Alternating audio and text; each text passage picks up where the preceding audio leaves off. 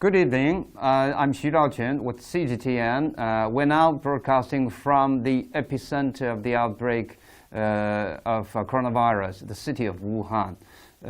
Sitting beside me, to my right-hand side, is Professor Peng Zhiyong, the head of the intensive care department of Wuhan University Zhongnan Hospital. Is that right? Yes. It's a great pleasure. Professor Peng has got 2 doctor's degrees from both the Tongji Medical University, which is located in Wuhan, and the Chinese University of Hong Kong. And Mr. Peng also did his postdoctoral research and received the fellowship from the US. Yeah, it's a great pleasure to meet you. Actually, today's live streaming is about a cross-country medical consultation conference between Italy and China. In fact, we are still waiting for 2 doctors from the Italian side to be online. Before that, I think I should be okay in a couple of minutes. Yeah. Yes. Okay. Before that, I think we have got some questions from the internet, from our netizens, from our friends from the internet. So I would like to choose a few questions. See if you can give some answers to our audience. Okay. All right. The first question is from someone from the Facebook, whose name is Jin Xuehua, the Golden Snowflake. A beautiful name. He said, I have got some questions. It is true or possible that some physicians give information that the virus has mutated in infected patients, such as some who show lung symptoms, but some people show symptoms to destroying the nervous system and brain. Would you like to take a look at this question? Hi, everyone. It's my great honor to be here to share my experience about against the COVID-19 with all the colleagues all over the world. Yes. So regarding this questions about is any mutated virus existed in the patients? Actually, I don't know yet. I heard the story. It's some patients infected with very severe symptoms, but for some patients with just mild symptoms. But you cannot say it's something happened in the virus, such as the mutated in the virus. So we have some evidence to show that. But actually, I don't know yet about the evidence. So probably after we need time to test is any virus mutated, and also we see is any injury and damage to other organs, such as the nervous system. So we need time to wait the result. Oh yes. Yeah. So we have to wait. Yeah. Actually, over the past month, I've been to many hospitals, local hospitals in Wuhan, and met some of the doctors and nurses still working here for the treatment of the patient of the COVID-19. And I was told that, I'm not an expert, I know nothing about those medical terms, but I was told many times that the so-called non-invasive ventilation machine, when the patient are treated with such kind of equipment, there might be some problems. There might be some special situations. Can you make any comments on that? So I also heard this story. Is because for the ventilation supports, they have some ways. The first way, which is called non-invasive ventilation. we just put a face mask for the patients. Yes. And the second way is we put the intubation for the patient, which is called invasive ventilation. So initially we start with the non-invasive ventilation, but we cannot keep this model for a long time. If the patient have the patient still have the difficult breathing, the patient cannot tolerate this kind of the ventilation. And if the patient still have the hypoxemia, so we need to switch to the invasive ventilation. So this is we cannot keep the one model for a long time. We need to change the model based on the patient's situation. What about the patient with some other kind of disease like hypertension, high blood pressure? Yeah. So actually, based on the reports, the patients with hypertension are more likely to become severe cases. Especially the old people. Yeah, the older old people also yes. with the hypertension. Yes. And also they are likely to become more severe and complicated with multiple organ failures. So this is the main factors to affect the outcome of the patients. All right.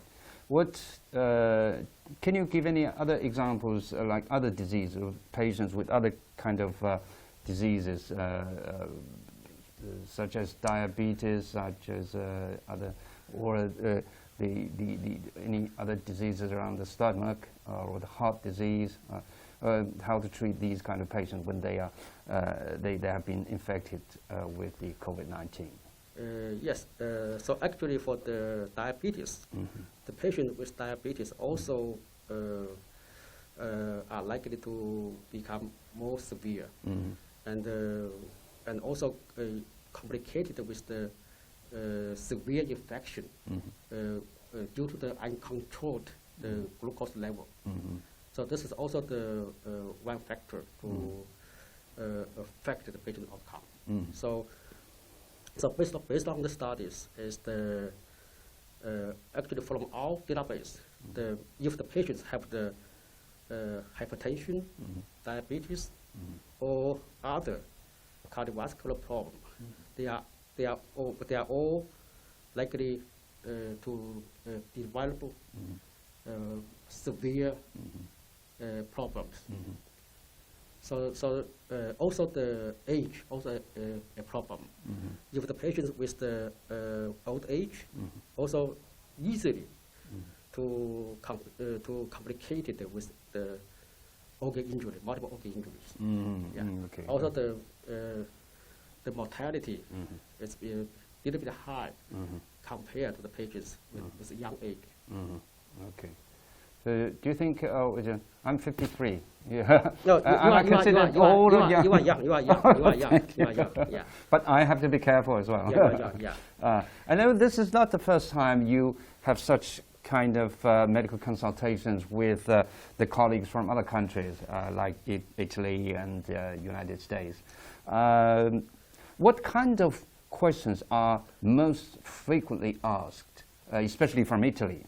I was told that you have been doing this, such a webinar with your colleagues from Italy, especially from the north of Italy. What kind of questions are the most frequently asked questions, and how do you answer these questions? So I think they are concerned about for the how to keep the medical professionals safe.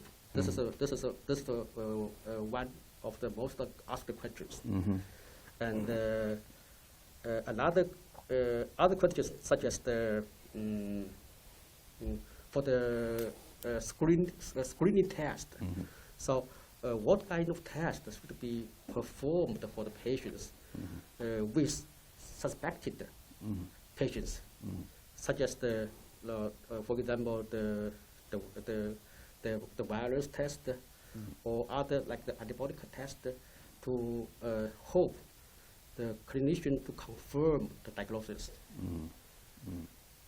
And also other very detailed questions about how to manage the patients, such as the for the ventilation support. So when or how to switch from one model to another model. So this is very important for the clinician to manage the patients, the severe patients with the COVID-19. Okay, okay, good. All right, thank you very much. We are live streaming we're going to live stream a webinar, which is a medical consultation, cross-country medical consultation conference between China and Italy, between the medical staffs of China and Italy. We're in the epicenter of the outbreak of the coronavirus outbreak in the city of Wuhan. Actually, we are still waiting for our colleagues from Italy to be online. So you see this TV in front of us, it's still vacant. We are still waiting for two professors from Italy, from the hospital of Lodi, which is a city in the north of Italy. Is that right? Yes.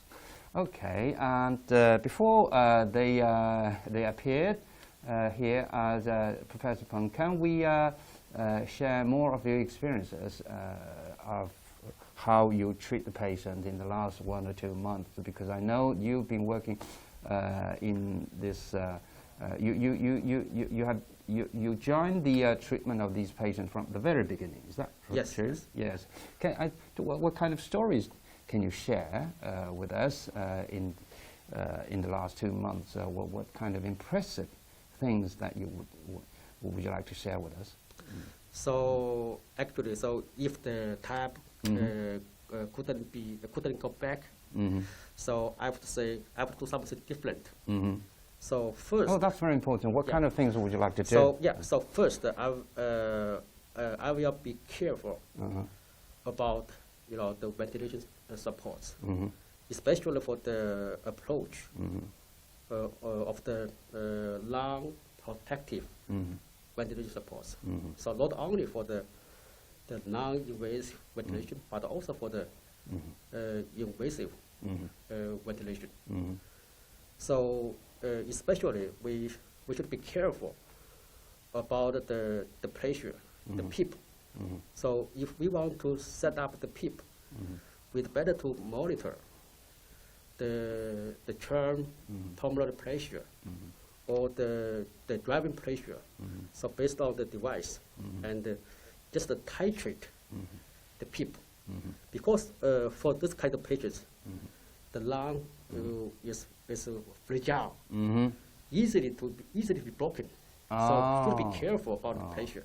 Be careful, Because we were told that from the CT scan photos we can see that the lung has become white, so it's so-called the white lung.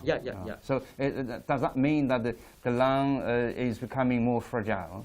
Exactly. Yes. Like that. So we should be careful about the ventilation, because the ventilation supports actually is a double-edged sword. So of course it can improve the gas exchange. Yes. But also will damage the lung. So if we use improperly. So be careful about that. But is that the very popular equipment or a way of treatment in Europe, especially in Italy, in Spain, in these countries? All over the world. All over the world. They are still using the same thing. Yeah. But also we focus on the non-protective ventilation approach. But how to do that? So it's tricky. So be careful about that. So usually when we were taught about how to perform the ventilation supports, everybody know, non-protective. But how to do that? How to keep the lungs safe? So very, very important. Should be careful about that. Yes, yes, Yeah. yes. Is the non-invasive ventilation equipment, Yeah. that is not ECMO? Not ECMO. That is not not ECMO. not ECMO is something different. ECMO is the last step for the salvage. It's the salvage. Step. So the last step for the patients. So if all the ventilation failed, we will switch to the ECMO.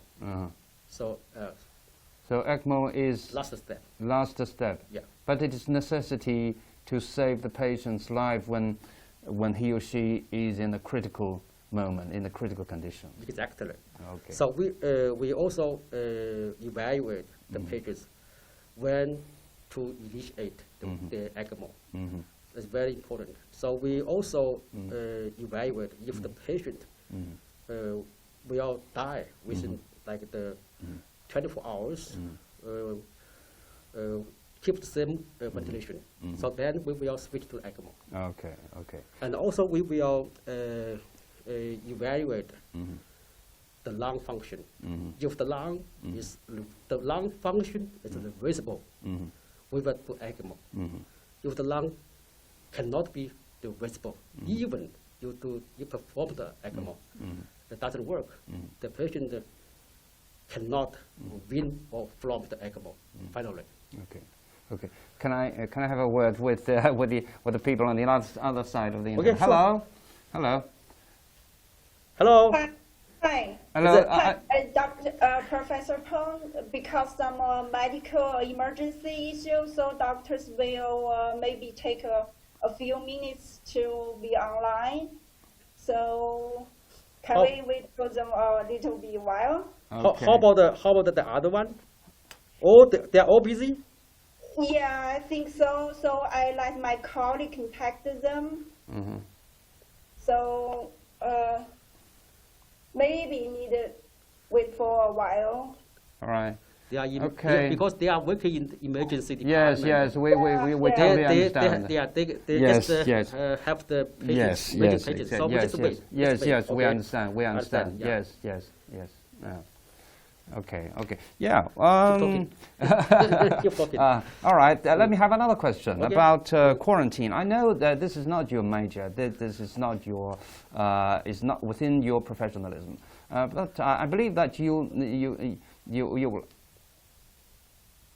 Okay. You must have got a lot of experiences in such kind of field like quarantine. So can you give us some advices about quarantine, because in most of the countries they are still in the first stage of the treatment of the fight against the coronavirus.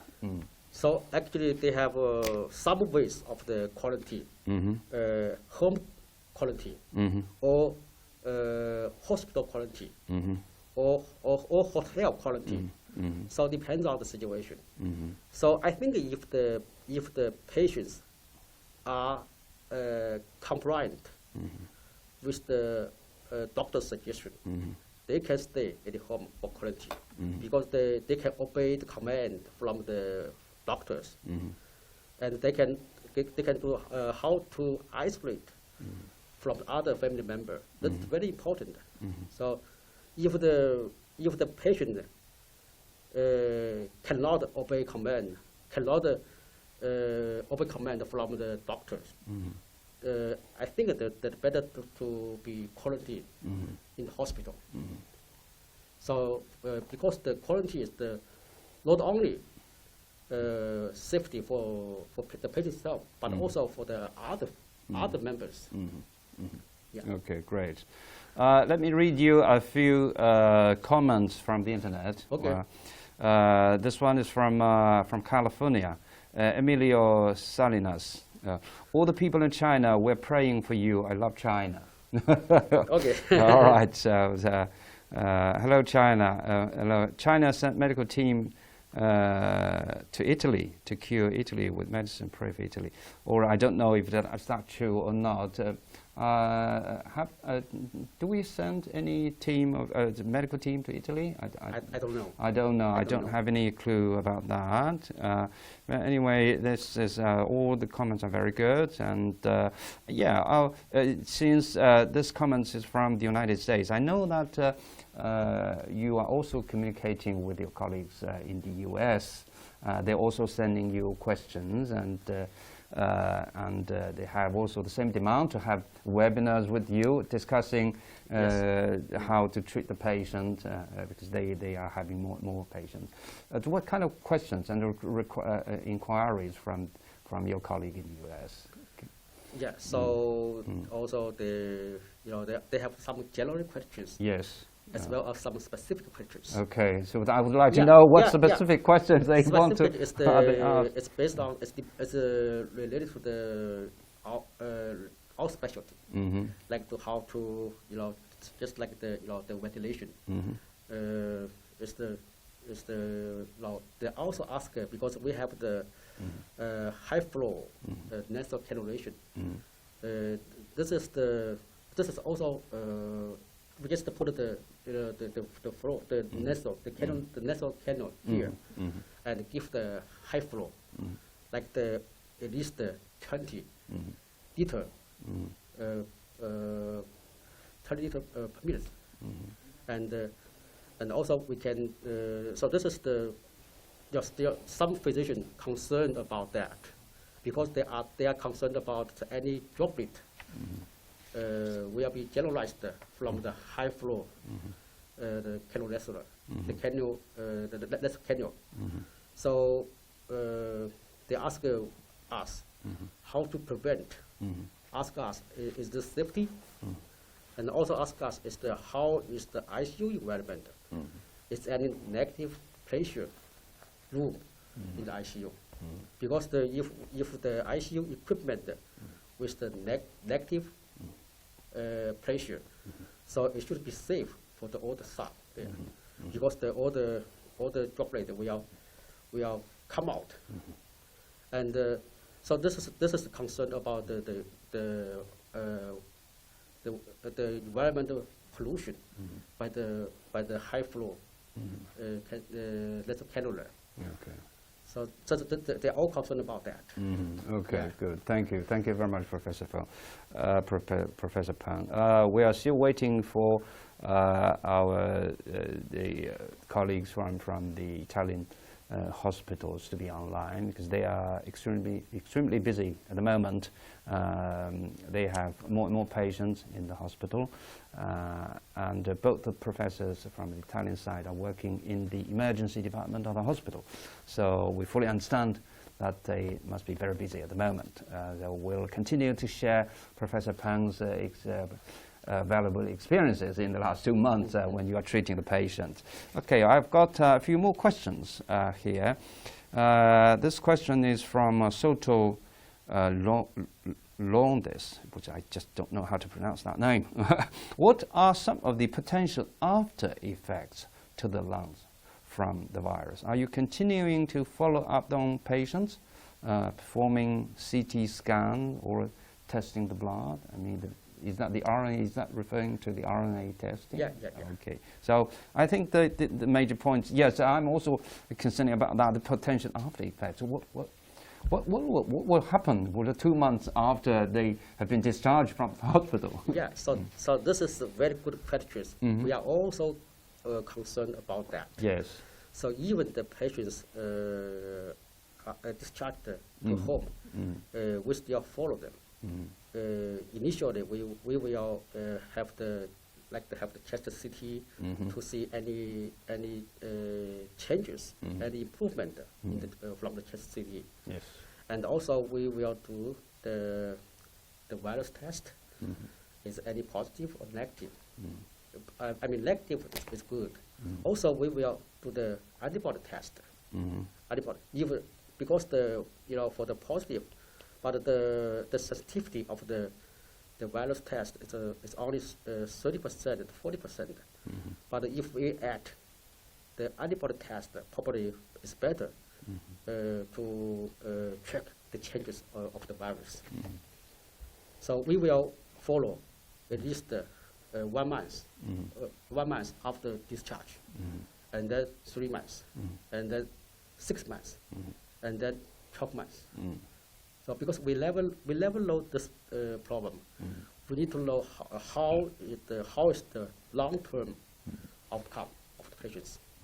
Okay, good. Thank you. Another question from Fatima Atif. Is it true that summers are near, so COVID-19 may eventually cure itself? This is also a question. I hope so. Yes, we do. We all do hope so. I hope so. It is said that about 17 years ago, when SARS occurred in Beijing, the people say it disappeared when the summer comes, when the weather becomes hot, warmer, and it seems that the virus disappeared by itself. Is that true? I hope so. I hope so. But I don't know how about the weather now in Iran. Probably now is I don't know if the temperature in Iran is hot or not. Yeah, it should be hot. I don't know. Should be moderate. Should be moderate. Yes, So I hope the virus can be killed by the high. But this virus is different from the virus 17 years ago. It is all called coronavirus, but this one is different from that one. Huh? Yeah. Okay. So, but anyway, I think this should be a question about the virus itself. It cannot be answered by a head of the international intensive care unit. Okay, one more question. How much time will it take to make a vaccine to combat COVID-19? That's a difficult question. Yeah, because I'm not a scientist. I hope the vaccine can be reached as early as possible. As early as possible. Yeah. Yes. Because if the COVID-19 become a chronic problem, so we definitely need the vaccine for the patients, for the people, for the people.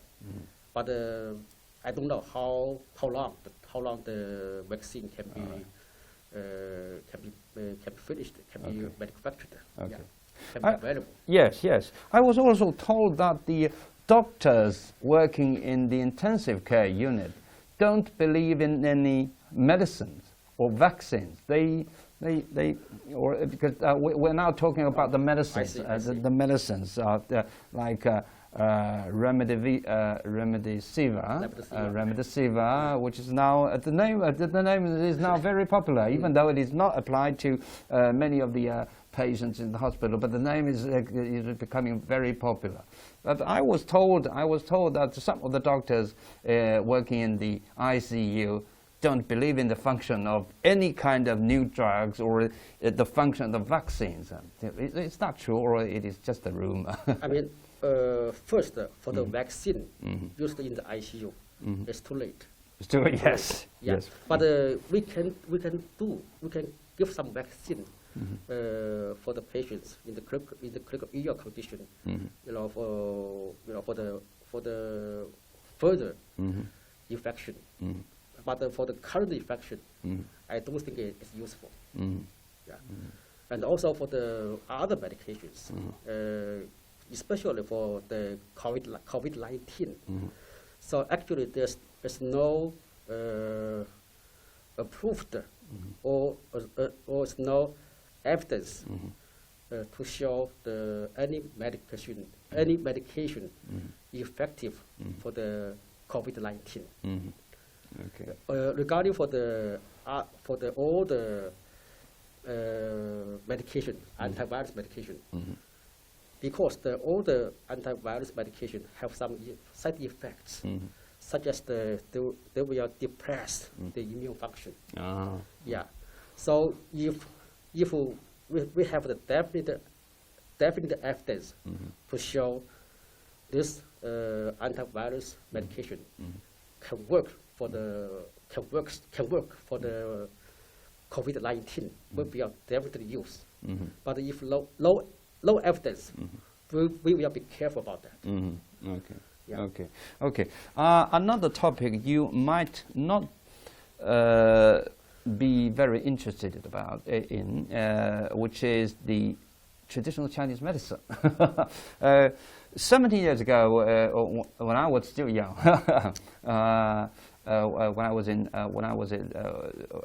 then I was working for CCTV then, and we were also reporting on the fight against the coronavirus, on the SARS virus, and then we were told that traditional Chinese medicine functions. They play the role in the treatment of these patients, and nowadays when we are doing the same. We're fighting the same battle against the coronavirus. I know that some of the traditional Chinese medicines have been applied in the treatment, in the clinical treatment of the patient, and people say, well, some people say, it's effective, it is useful, especially for the light syndrome patient. It's very useful, helping them, recovery.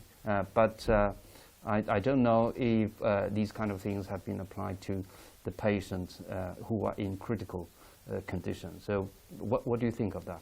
So honestly, I don't understand the Chinese medication, the Chinese herbs, but I truly believe the Chinese herbs worked for some conditions, but not for the critical ill patients. For example, when I was a kid, I was fractured.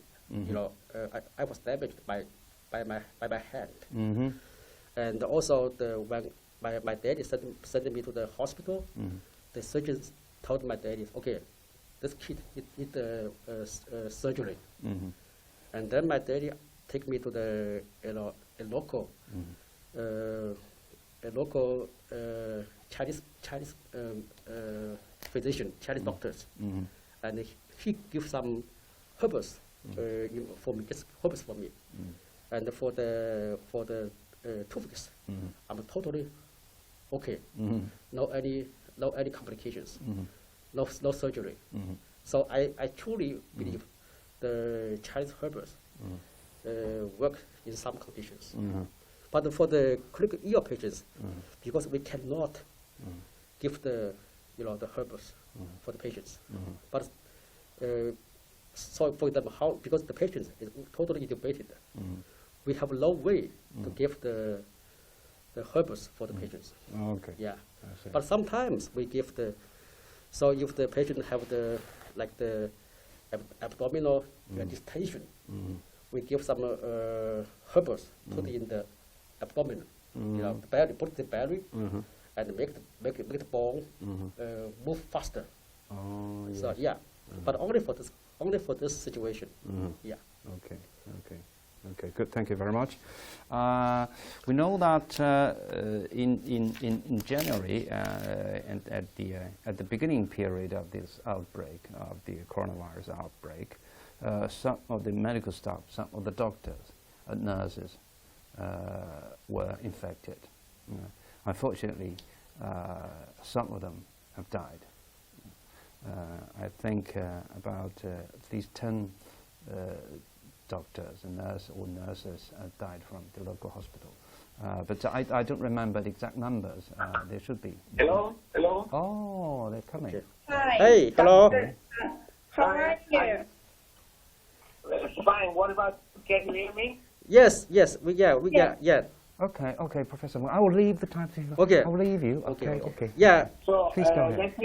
let me please accept my apology for this delay, but it's due to a problem on the network, hospital network. So it's not my fault, but finally we managed to connect. Okay. Sure. So now everything's okay. Hello, can you hear me? Yes. How are you? Yeah, good. Professor Peng. Good. Yeah. How are you? Great, How are you? great. How are you? Fine. Silent, but fine. Finally, as you surely know. Okay. Good. So first of all, I would like to thank Professor Peng to take the time to be online again. Also, I think the doctors in Italy will update the situation now. Maybe after maybe update the various detailed situation, then you can discuss the questions. Okay? Okay, so if I clearly understood your answer, is to have an idea about the situation now, correct? Uh-huh. Yeah. Okay.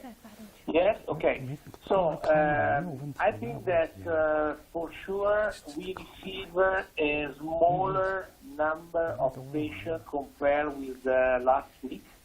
But and for the very first time in this restricted area, so just around us, we managed to have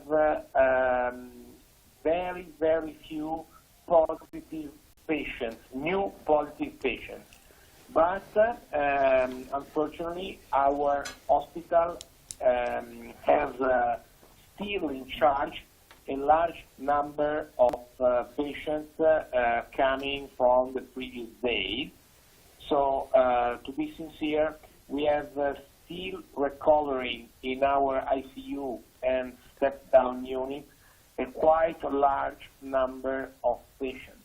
To be clear, as you can recall from last telephone call, we have enlarged our ICU from 7 to 18 beds, and our 18 beds are actually fully occupied by patients. And let me say that more or less than 90% of these patients, of these ICU patients, are intubated and ventilated.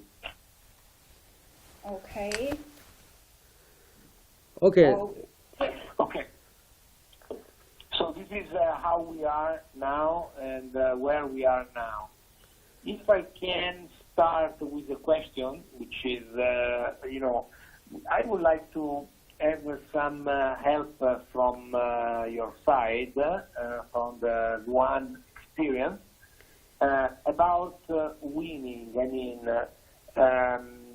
because now we are, fortunately, let me say, we are now trying to, we are not so far from extubate some patients. So, what is your experience in terms of when extubate a patient? What are the parameters that you are taking into account to extubate the patient? And if you use immediately after the extubation non-invasive mask ventilation, and if you do, what kind of ventilation parameters you set up? Okay. So I'm happy to know that now everything is okay for you. So are you okay? So for your ICU, you have you from 7 beds to 18 beds, or Yes. the medical staff enough now. You have enough Yes, medical medical staff. staff. You have staff. Okay. The medical staff is struggling, Wow. is trying to do its best, but for sure we are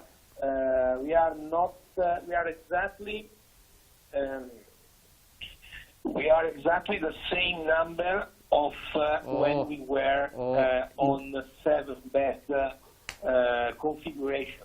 Okay. Let me say that our physicians and our nurses are exhausted. Wow. By now. I fully understand. I told you last week you're better to recruit more doctors, more nurses in your ICU, because you cannot. This is a crucial point because we have fortunately a quite large number of nurses and physicians that are at home because they are positive. And let me say that our region, so not my small Lodi is a town in Lombardy, and the Lombardy region is more or less with a population of 11 million of inhabitants. 11 million of inhabitants. So Lodi has 2,000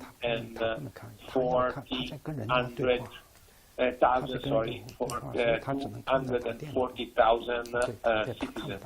So it's a, it's a city. It's not a large city. It's not Milan.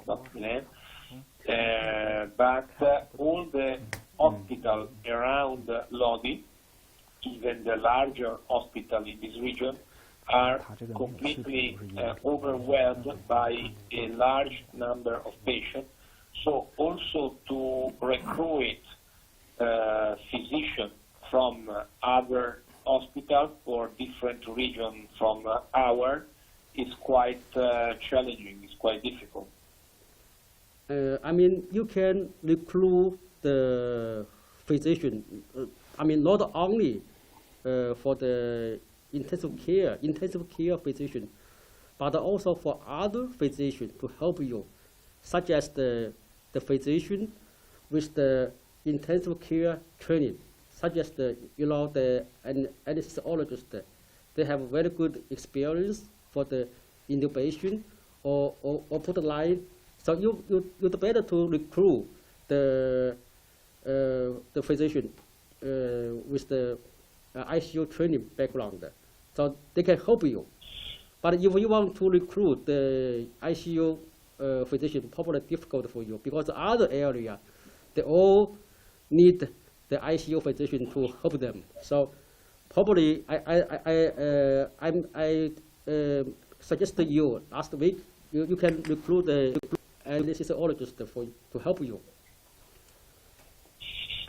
Yes, that's exactly what we are trying to do. Hopefully, I think that hopefully, I hope that this will be this will be reality. This will be what's gonna happen. But to be very sincere with you, I think that it's not so easy, unfortunately, for us to recruit new physicians and new nurses. Also because, as I told you last time, our hospital did a big effort to recruit other nurses and physicians to open new beds in other parts of the hospital, because the problem for our hospital is not only the ICU, but also medical beds, because we have a large number of patients to address in the medical bed. So also other skilled patient and physician is also involved in other part of our hospital. But anyway, we are doing what we can. The problem is that our region is not now in good condition to fulfill the mandate to obtain, to have other competent, as you mentioned, skilled physicians. Okay. So let's back to your practice. You mentioned most of your patients requiring intubation. So some patients you are considering to extubate for them. So you want to know Yes, correct. you want to know the when to extubate that.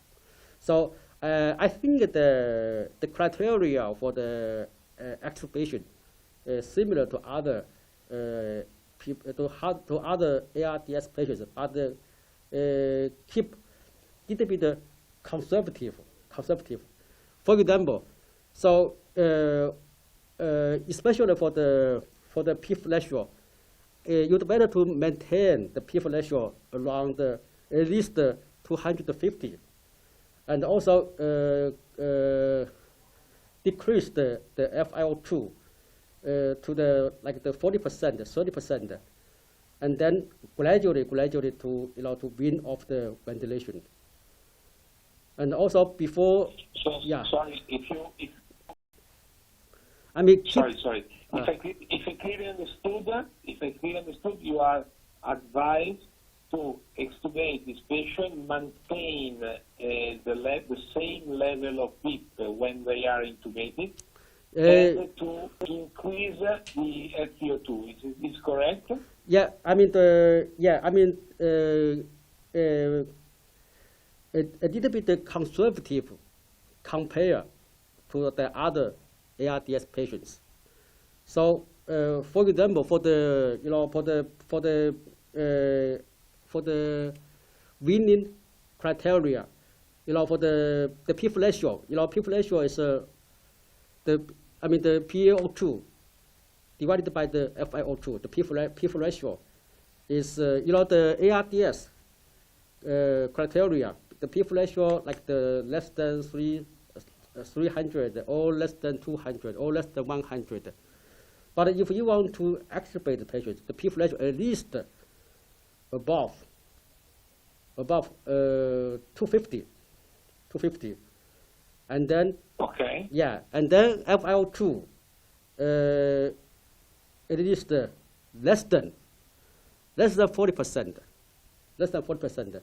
If the patient can tolerate this without any difficult breathing, and then you gradually wean this kind of patients of the ventilation.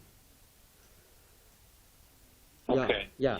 And when you manage to extubate the patient, so your extubation is successful.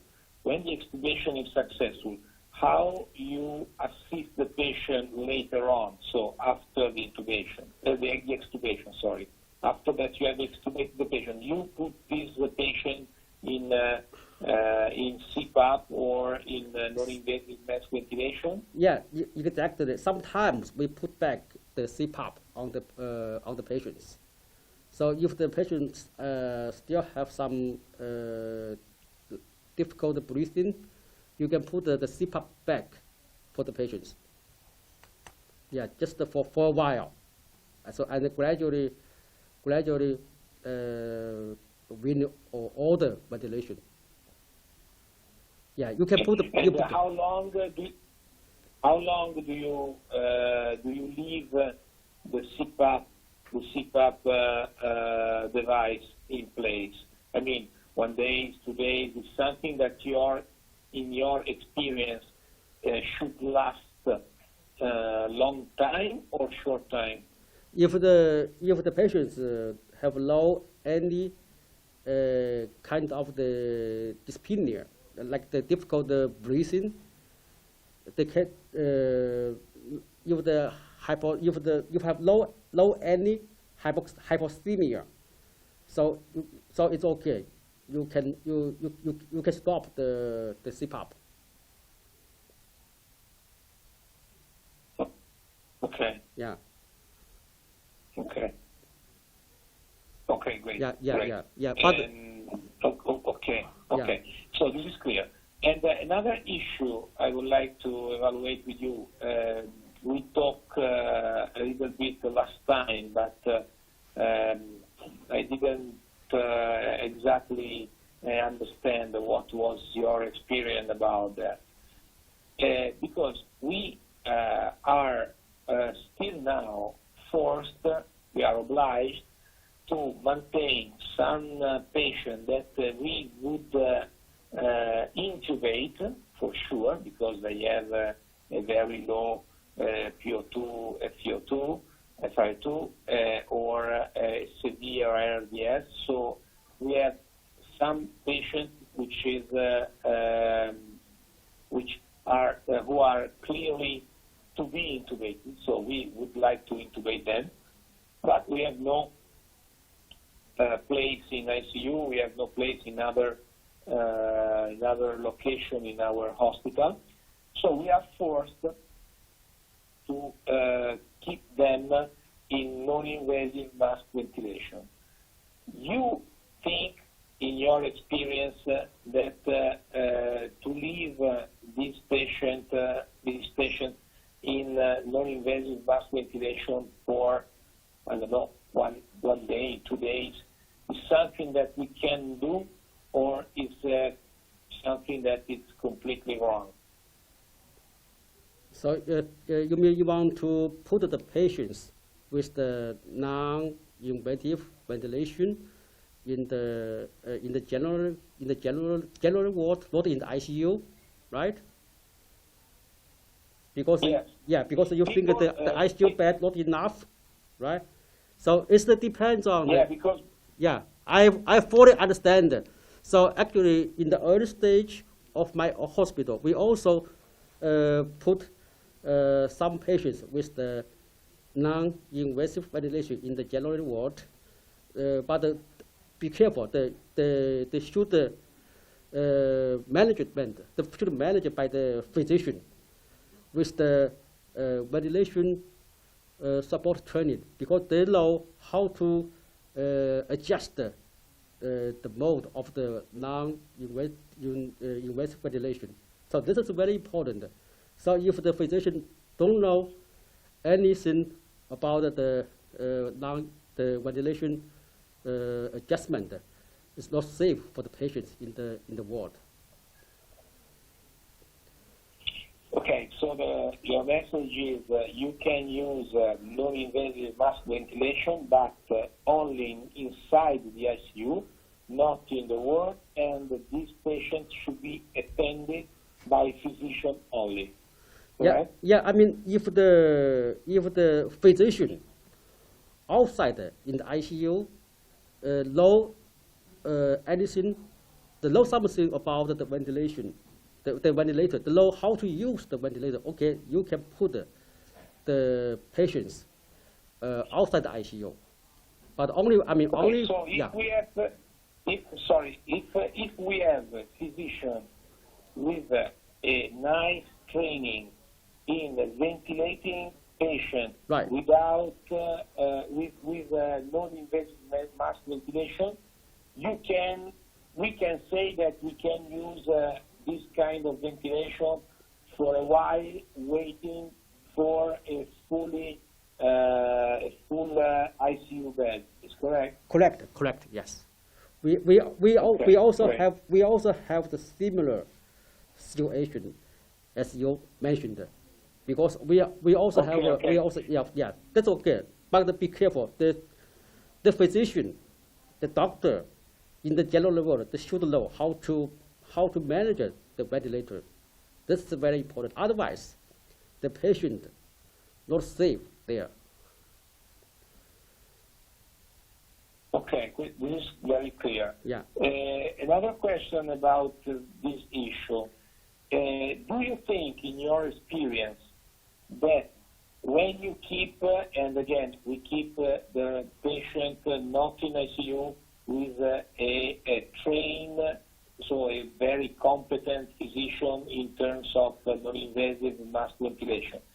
If we do that, you think that the survival rate and improvement is positive at the same extent? I mean, if I spend 2 days in a normal ward with a non-invasive mask ventilation, guided by a competent physician, my survival rate is the same of another patient who has been intubated immediately or not? This is a very good question. So, I mean, it depends. So if the patients need the intubation, definitely just intubate the patients. So, I mean, you just ask me if the patients outside ICU requiring the non-invasive ventilation, what any difference about the survival? I don't know yet. But of course, I truly understand ICU can provide good care for the critical ill patients. So if you have enough resources, ICU resources, you'd better to put the patients in the ICU. But you haven't. So this is another option for the patients. Okay, but you think that this patient has a survival rate which is not so different from each other, or you think that if you also try to do your best job with non-invasive mass ventilation with a competent physician, but outside the ICU, so not in ICU, the survival rate is lower? I never compare about that, but I still think the patients can receive better care in the ICU. Yeah. Yes, but I think that nobody has this let me say statistic number in our hands, because I know that it's difficult to assess this. But your clinical impression, your advice, not the numbers, but your idea, your experience, do you think that they have a similar prognosis, or you think that one group is much better in terms of much worse in terms of mortality compared with the other? Actually, I never compare about that. But I truly believe, because ICU is a teamwork, not only the patient not only get benefit from the ICU doctor, but also will benefit from the trained nurses. So I'm not sure in the general ward, the nurses can give the same care for the physician or for the patients. Similar care for the patient in the ICU. I don't think they can give the same care. So of course I fully understand. So if your ICU bed is very limited, so this is the one option. You can put the relative moderate patients outside the ICU with the non-invasive ventilation managed by the physician with good training of the ventilation knowledge. So this is the option. No way, no choice. So you are telling me that if you have no bed inside the ICU, yeah, the only way to manage this patient is non-invasive mass ventilation outside the ICU. Yeah. But when you have received, and this is exactly what we are doing.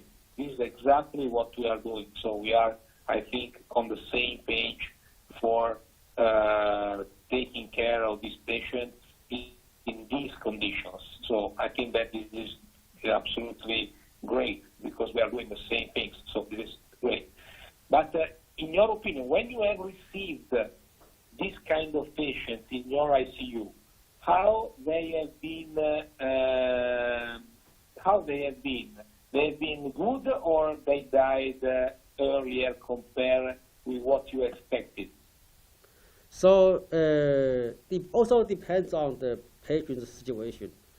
So, I mean, in the early stage of the COVID-19 in Wuhan, I think we have the similar problem with you. So because the patient couldn't get the enough care in the hospital, probably they came to the ICU very late, and very severe, very sick.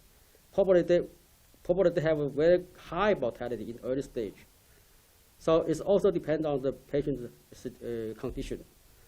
I mean, if the patient waiting for ICU outside for a long time, they are very sick, and then finally they get a bed, they will admit in the ICU finally, but it's too late for them. Probably they have no time, no choice to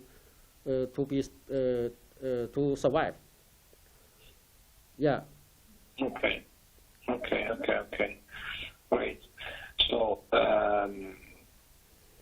we have to try to live in non-invasive mask ventilation outside from the ICU with maybe a severe involvement in the lung, in the respiratory system, but without comorbidities or other pathologies that can weak this patient anymore. Is correct? Okay. Can you speak? Can you speak again? Can you speak again? Okay, don't worry. So my question is, if I understood your experience, you are telling me that we can use non-invasive mask ventilation outside the ICU, but the more the patient is sick, the more the patient is going bad, the more is mortality outside the ICU. Correct. And so non-invasive mask ventilation is no good for that set of patients. But no choice. Correct, no choice. Okay. Yeah. Great. So let me check if I have other questions that I took notes. Wait a moment, because I have to find where I wrote this.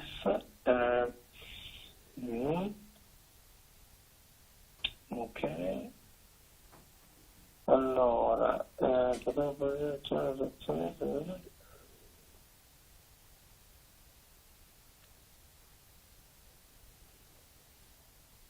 okay, this is another issue.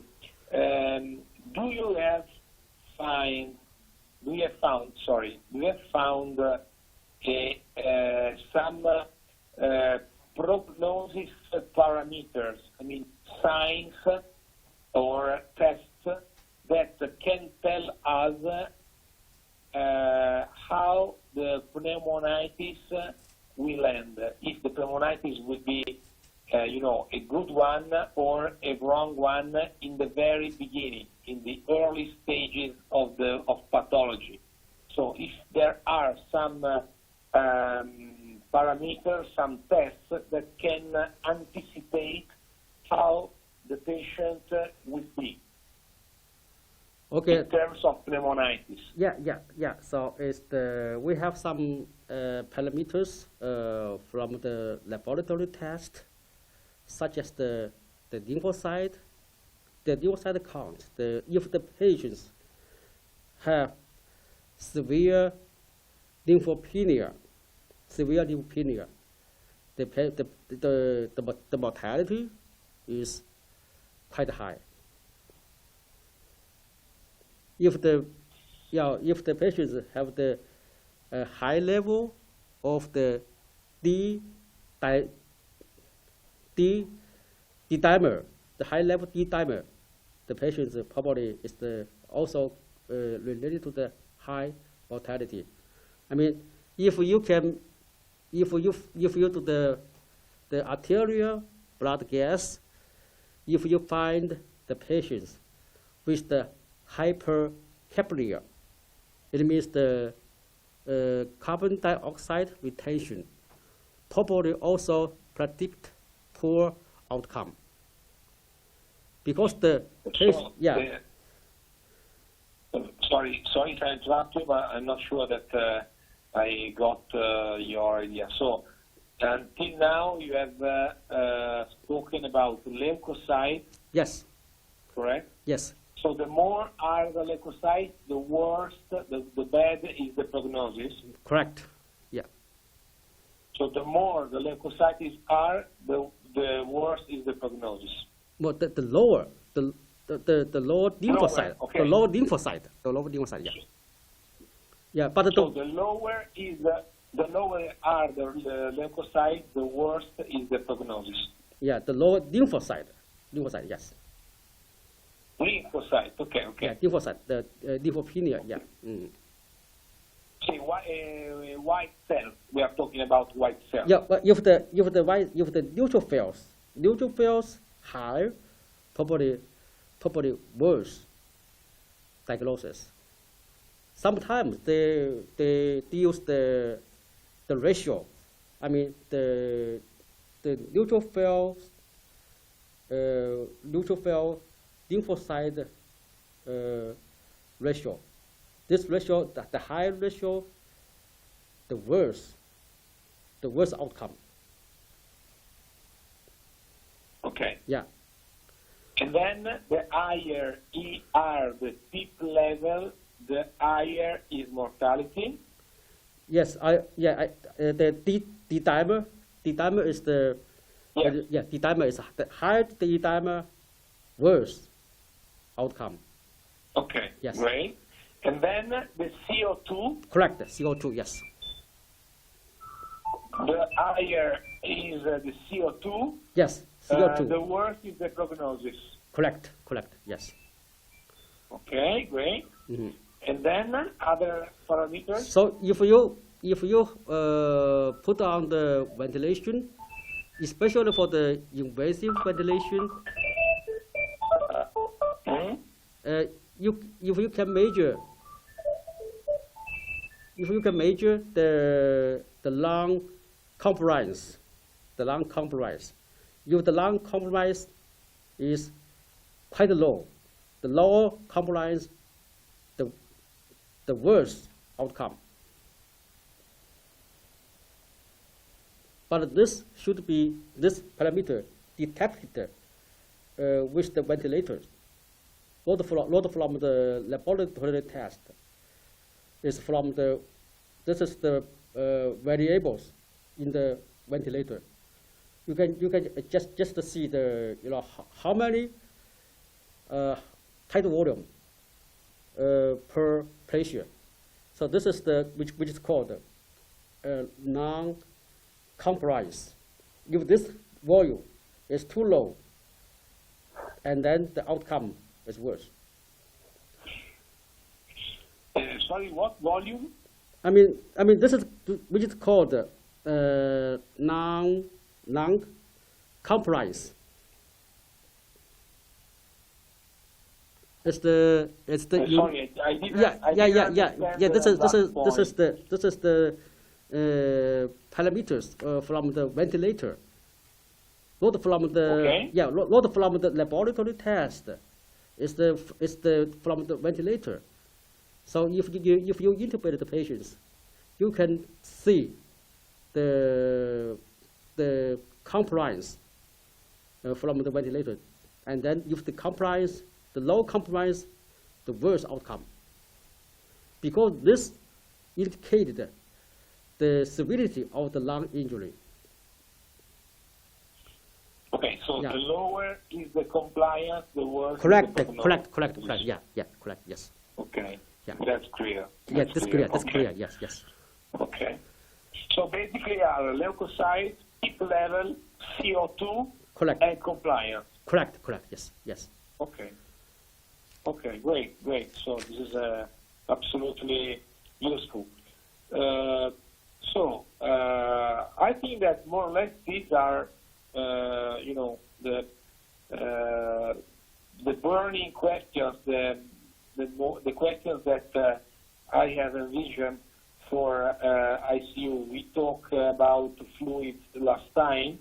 We talked about hemodynamic support last time. So, do you have other suggestions, advices to give that I forgot? You mean for the in what situation? For the treatment of these coronavirus positive patient in ICU. You mean any other medication, right? Or any other treatment? Yes, advice. Yes. Yes. Also medication. I see. Is a good point. I see. Honestly, they have no any proof or no any evidence to show the medication work for the coronavirus, for the COVID-19. So I don't think it's any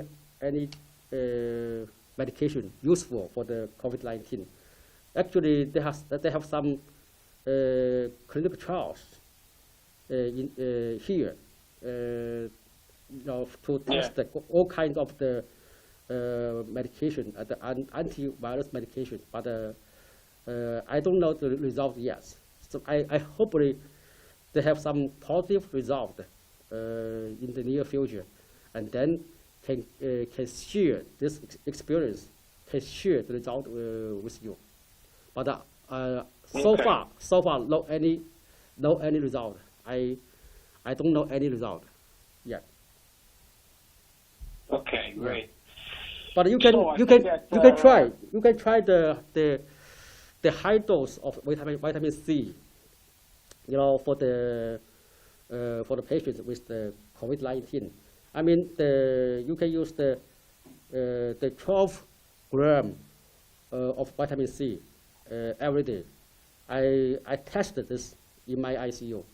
Actually, the vitamin C, there's no any side effects of vitamin C, and the trials last year or the year before last year, the high dose vitamin C have been demonstrated to improve the ARDS from other diseases. Also, vitamin C have been reported to improve the outcome from septic shock. So you can try the vitamin C, because the vitamin C is no any side effect. If without any choice. I mean, okay. Yeah, 6. I usually use the 6 gram every 12 hours. So total 12 hours a day. Okay, understand.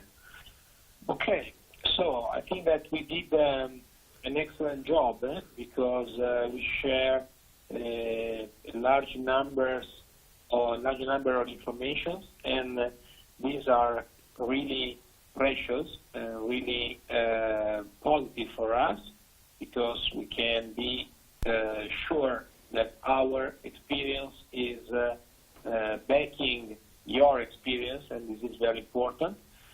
So I think that we are really happy and absolutely thank you for this collaboration that I envision may continue, if you wish. I think that we can set maybe another conference maybe at the end of the next week in order to see if something is changing considerably by our side, because things are changing quite fast here. But I can tell you that I think that in the next 2 weeks, 15 days, 5 days, I think that the situation will be no so different from what we are looking at now. So receiving again new patients and receiving again new patients with ARDS. So I think that if you wish and if you agree, yes, we can set another conference maybe in the second part of the next week. What do you think, Okay, so okay, I will let you know. Probably next Thursday or how about you? Next Thursday, the same time. Thursday? Next Thursday. Okay, so Yes. Yeah, we you're will. available? What is the number? Is number of the day? I don't know next Thursday. What date? Next Thursday. Next Thursday Yes, sir. is the 19th. How about the March? 19. How about 19? It Okay. could be fine. Okay, we can. 19 could be fine. Yeah, yes. we can. Yeah, if we talk, if you have some problem, we can reschedule. Okay. Okay, so if it's okay for you, we can fix next 19, March 19, which is fine for us.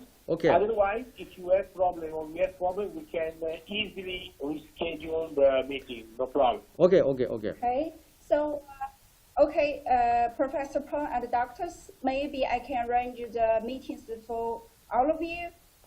Sure. And I will text you or send the email to you, okay? Okay. Okay, great. Great. Okay. Great. Thank you.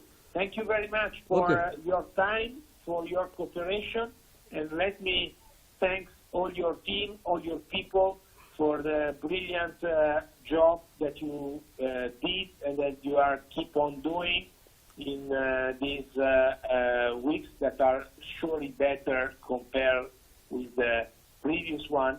But we know that you did an amazing job, and this is important for us because your experience is now our experience, and this is absolutely great. So thank you. Okay. It's my honor to share my experience with you. Okay. If you have any Okay. other questions, so don't be hesitant to contact me. Okay. Okay. Okay, great. Take care. Okay. Take care. Okay. Thank Thank you. you. Thank you. All of you. So doctors, if you have Okay. any urgent questions, maybe you can contact my Mary colleague, and then I will send the questions to Professor Peng. Okay? Okay. Thank you. Good. Thank you, Professor Peng. Okay. Oh, thank you. Good. Thank you Great. so much. Thank you Okay. so much. Great. Okay, be Okay. careful. Great. Okay. Bye. Okay. Be careful. Okay. Okay, take care. Take Okay. care. Bye. Bye-bye. Care. Bye-bye. Bye. Thank you. Bye. Bye. Bye-bye. Wow, what a wonderful conference. Okay. Okay. All right. Okay. Okay. All right. Only. How about I'm Xu Zhaoqun. I'm joining in. I'm with. I'm Xu Zhaoqun. Perhaps you can hear me. I'm staying with Professor Professor Peng. Hello. Hey, hello. Well, thank you very much for your arrangement of this excellent meeting of this Yeah, it's excellent my conference honor. call. Thank you. Thank all of you. So Thank how you, about thank you how very about much. Dr. Paglia? Is he free? It seems like some. His emergency. Okay. So Sure. we It's okay. can join us. How about next time? Okay. Yeah, maybe next week. Next time. Okay. Yeah. I will arrange the meeting. Okay. Sure. So make sure they can show up. Okay. Sure. Okay. Okay. So- Great. Thank you very much. Thank you very much. Thank you. Okay. Thank you very much for your time. Good night. Bye. Good night. Bye. Okay, great. I think this is it's an excellent moment for me to join your web conference, and I've learned a lot, even though I totally don't understand some of the terms you used. We've got a lot of comments from the internet, from the YouTube. This is Si Jun Tune.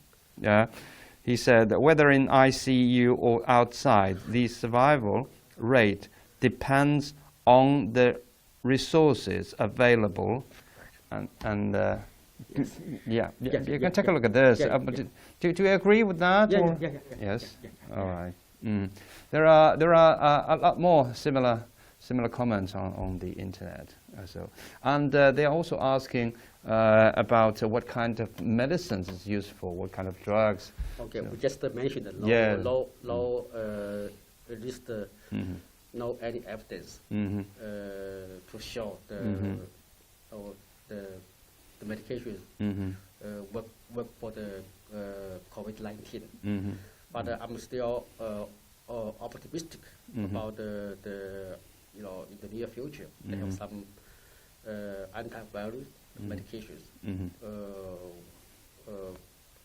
work well for the for this kind of the problem. Okay, Yeah. great. I found that. I know you are extremely busy. It was after this meeting, you have been booked for the next meeting, and I know in the rest of the week you also have a few other meetings with the colleagues from the United States or from other European countries. So just one last question, just the last question for you, because we have used much of your time, that you have to go back to your position as soon as possible. We know that